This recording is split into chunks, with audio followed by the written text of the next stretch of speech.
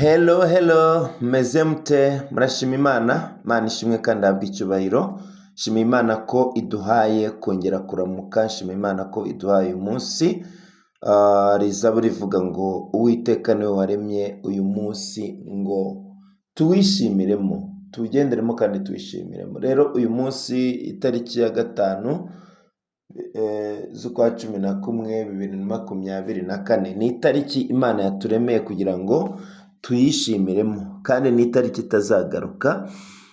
Rero tutagiye muri byinshi, mpaye ikaze abantu mwese kuri iyi channel yanjye, ndetse n'abamaze kujoininga vuba, abashyashya bahaye ikaze. Rero nababwiye ko iyi ari channel ibabwira amakuru agezweho, amakuru ajyanye n'ifaranga ririmo ricukurwa cyangwa rikorerwa, ifaranga ry'ikoranabuhanga cyangwa cryptocurrency. Rero uyu munsi nifuje ko tuganira ku gikorwa kirimo kiba bise Pifest ya 2024.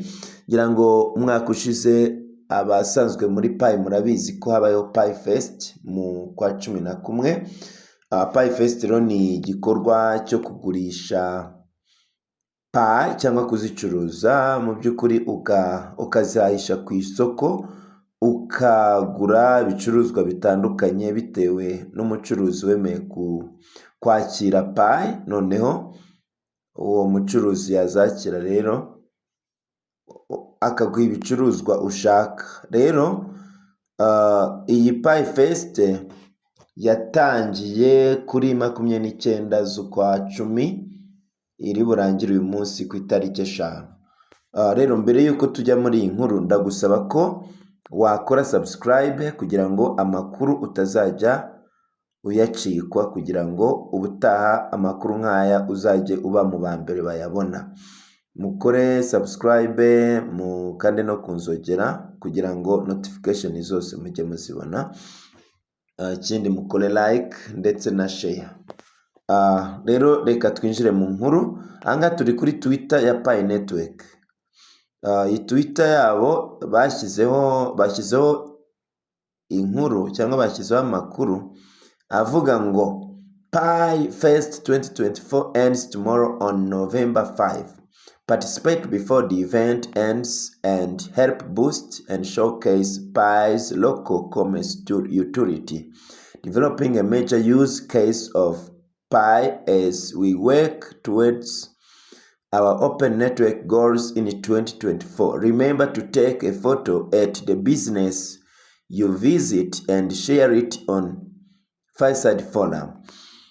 Mu by'ukuri iyi ni inkuru irimo itwibutsa ko Pifest irarangira kuri uyu munsi ku itariki 5 z'ukwa 11, kandi ngira ngo iki kintu hari ahantu gihuriye no kuba amatora yo muri Amerika ari bube uyu munsi.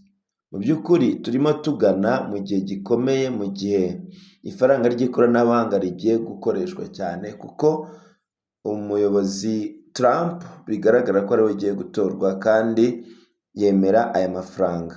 Rero mu by'ukuri harimo ikintu kiri inyuma, kibyihishe inyuma. Rero murumva ni ibintu byiza. Rero reka tubabwire, ifaranga iyo riri ku isoko cyangwa ifaranga iyo rikora rigakoreshwa n'abantu benshi, nibwo rigira agaciro, nibwo abantu baryitabira nyine n'abandi bakarikoresha kubera ko rikoreshwa n'abantu benshi. Rero iki gikorwa cyo guhahisha Pi ni igikorwa kiri kwereka isi ko Pi ari ifaranga rikomeye cyane, ni ifaranga rifite ingufu, ni ifaranga rifite agaciro. Abantu rero baripinze ngira ngo barimo bagenda babona ko bihemukiye, kuko iyi Pi igiye guhindura amateka. Iyi Pi igiye guhindura aba miliyoneri abantu. Iyi Pi igiye guha abantu ubuzima, igiye guhindurira abantu amateka bari babayeho ubuzima bubi. By'ukuri Pi ikora ibintu bikomeye cyane. Rero bakubwiye ko mu gihe ugeze kuri boutique cyangwa ahantu bemera Pi uri kugura, mu gihe uguze ugomba gufata ifoto uri kuri iyo business, ndetse iyo foto ukayishyira kuri Fireside Forum. Fireside naho turaza kujyaho turebe. Rero mu by'ukuri iki ni igikorwa gikomeye kubera ko kigiye gutuma abantu benshi bamenya Pi, ndetse n'abayipinze bagiye kongera bamenye amakuru yayo aho igeze. Rero Core Team iki kintu yakoze ni ikintu gikomeye cyane. Rero yongeyemo na gahunda ikomeye. Pifest y'umwaka ushize ntago iriya map of P yakoreshwaga. Map of P mu by'ukuri ni map na application ya map yerekana mbese aho ubucuruzi buri. Rero iyi map of P yatsindiye isoko ryo muri hackathon. Hackathon ni amarushanwa nyine Pi yagiye ishyiraho, abantu bakatanga ama application, hanyuma bakareba application ifite imbaraga buri kwezi nyine bakayihitamo. Buri kwezi bagiye bahitamo ama application akomeye. Rero reka tujye kuri no konte ya map of P. Map of P na application ikwereka aho business ziri, zikwegereye, ziri kure. Rero map of P iri kuvuga ko abantu bamaze kwandikisha business zabo hano kuri na application yabo bari kugera muri miliyoni. Mu minsi ishize ubwo mperuka kurebaho bari 500. Ubu rero babaye abacuruzi miliyoni. Urumva ni ikintu gikomeye cyane. News about Pifest is spreading quickly. The number of amakuru ajyanye na Pifest arimo akwirakwira byihuse cyane. The number of merchants marking their locations on the map of Pi has now reached 1 million. Umubare w'abacuruzi bagaragaza aho baherereye kuri na application ya map of P, umubare wageze kuri miliyoni. Map of Pi is proud to be the DApp that brings pioneers closer together. Ni ukuvuga ngo map of P itewe ishema nuko ari application ihuriza hamwe abapiyoniye ba P. Rero reka turebe uburyo kuri map of P biba bimeze. Reka turebe no video bashyizeho n'uburyo wakwandikisha business yawe, ibintu byose bitandukanye. Reka turebe.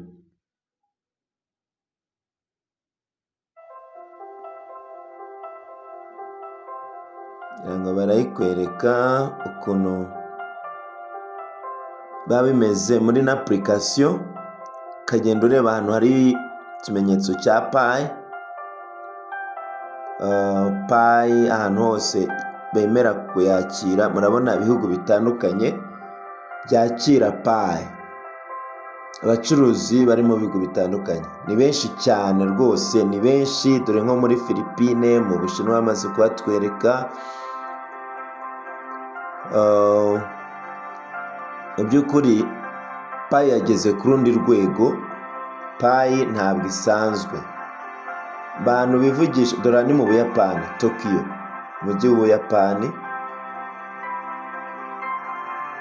Mu by'ukuri iki ni ikintu gikomeye cyane. Hano ni muri Hanoi, umujyi wa Hanoi ubarizwa muri Vietnam. Ni ahantu bagiye bandikisha ubucuruzi bwabo. Seoul muri Korea.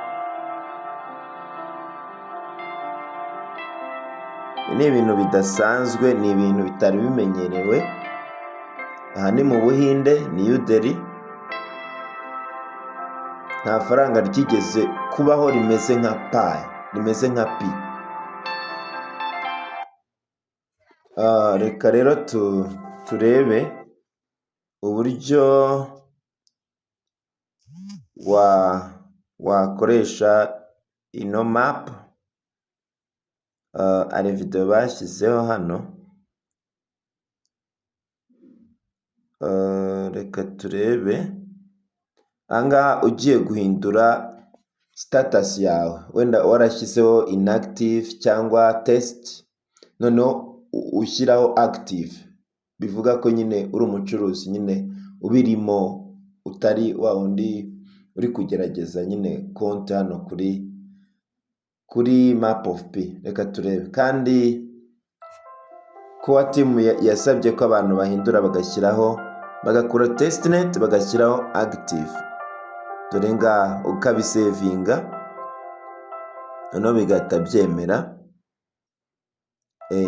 Ngira ngo murabibonye.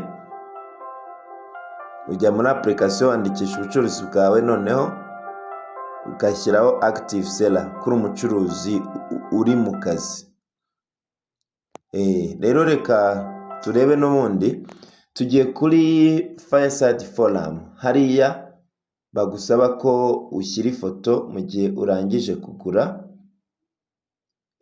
Reka turebe Fireside Forum, turebe abantu bagiye bashyiraho ayo mafoto, turebe abo bantu amafoto atandukanye n'ibintu bagiye bashyiraho.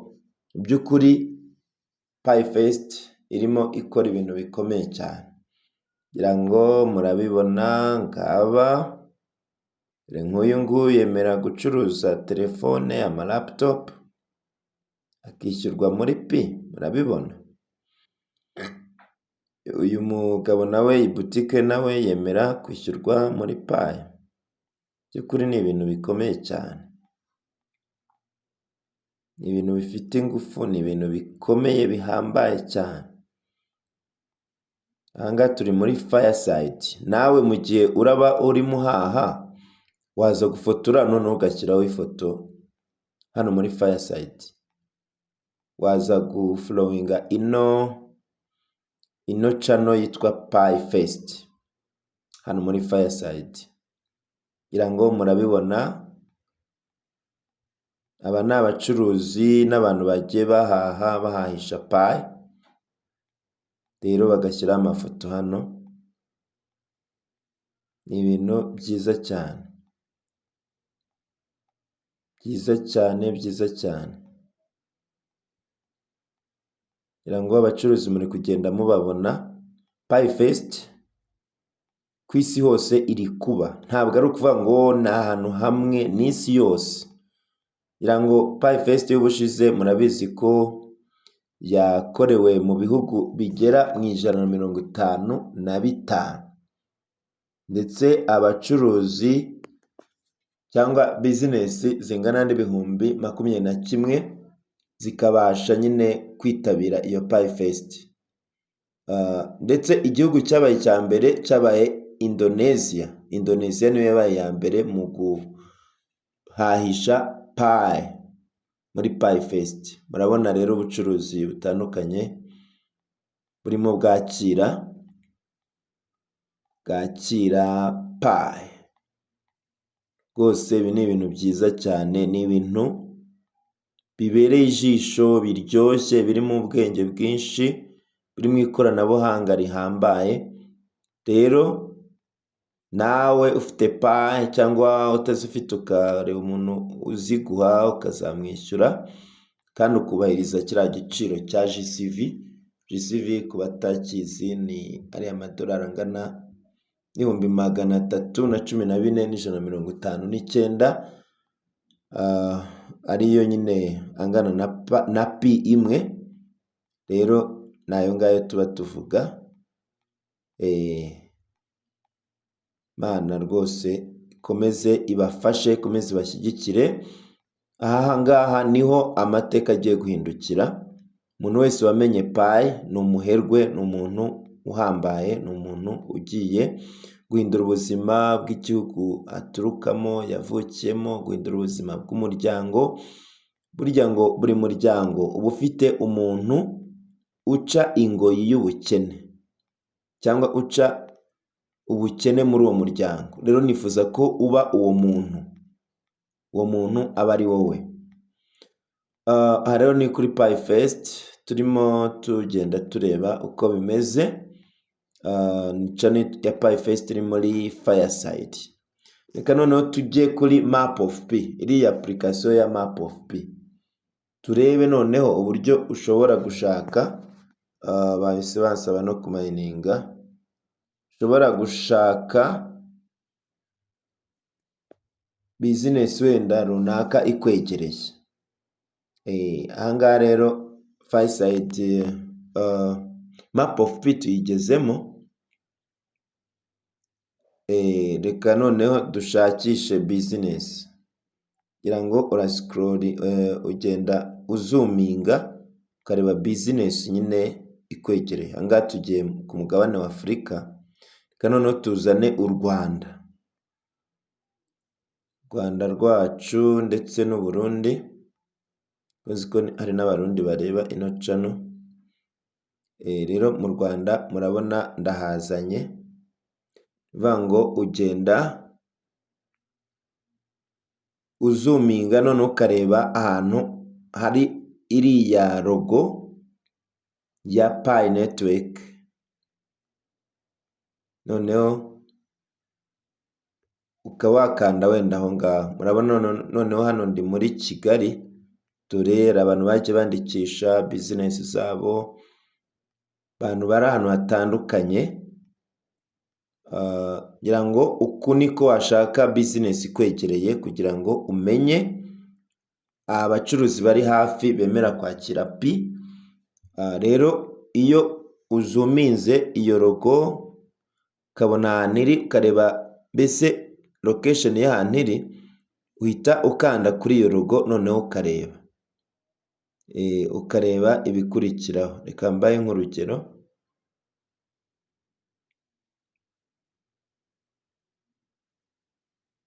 kuvuga ngo uhita ukanda hano kuri ino logo. Noneho iyo ukanzeho nyine, iyo ukanzeho iyo business ihita iza. Ngaha turi muri Kigali, reka nyikandeho. Urabona nk'uyu mucuruzi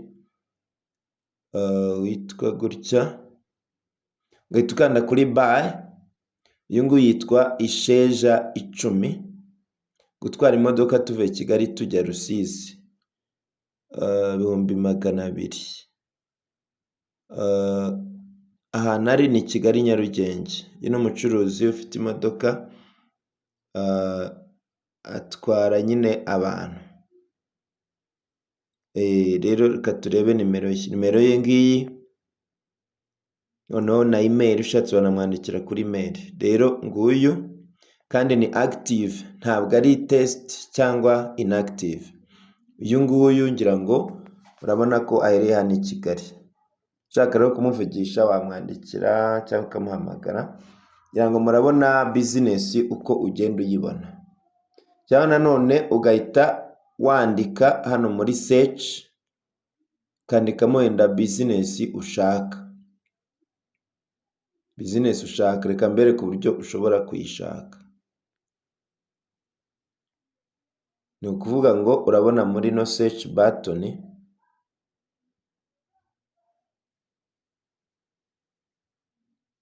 reka ngaruke nanone.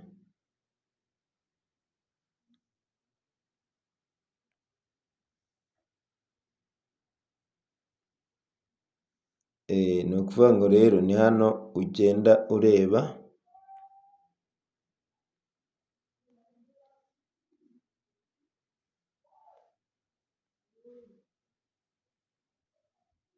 Urabona ino search button ngiyi. Aha niho wandika ikintu ushaka. Wenda niba ari business, tuvuge wenda ni business icuruza nk'inkoko. Tuvuge wenda ndi hano mu Rwanda nyine ndi gushaka business icuruza inkoko, wandikamo hano noneho ugakanda kuri search. Search ngiyi, ukanda hano kuri search. Kanze nkanzeho, reka turebe kwiza. Noneho agahita haza kano karogo, nako ukagakandaho. Dore ngiyi business icuruza inkoko iraje, ugahita ukanda hano kuri buy. Noneho nguyu umucuruzi ucuruza inkoko, ariko ari muri test seller. Ntabwo uyu nguyu ari umuntu wemeye kuzicuruza, ahubwo yari arimo agerageza. Ni test nyine no kugerageza. ariko urabona uko ushaka umuntu unyuri hariya kuri search aho ushakishiriza. Ngaha yashyizemo ngo ndagurisha inkoko zimwe bita sekaganda, karibu rero muri Sanze. Ndumva uyu nguyu ari umurundi, Gatete muri komine Rumonge. Uyu ni umurundi kandi iyi business ye ntabwo iri gukora kuko ni test. Rero murabibonye, ngira ngo uyu munsi ntago wabacika rwose, iyi tariki ntibacike, Pifest ntirangire namwe mutahashye, namwe mutaguze, kandi murebe ko abantu batabaka passphrase zanyu. Mu by'ukuri nagira umuntu ukwaka passphrase yawe, ahubwo numugeraho nyine wishyure, ariko atakubwiye ngo ushyire passphrase yawe ahantu, kugira ngo ataba yagutwara payi zawe wakoreye. Rero amakuru nayo ngayo, munyaruke mujye guhaha, murebe ahantu bemera payi, muze hano kuri no map of pino application, mushake business begereye, hanyuma muhite mukora transaction. Ngira ngo murabona Afurika abantu bemera payi ukuntu bangana.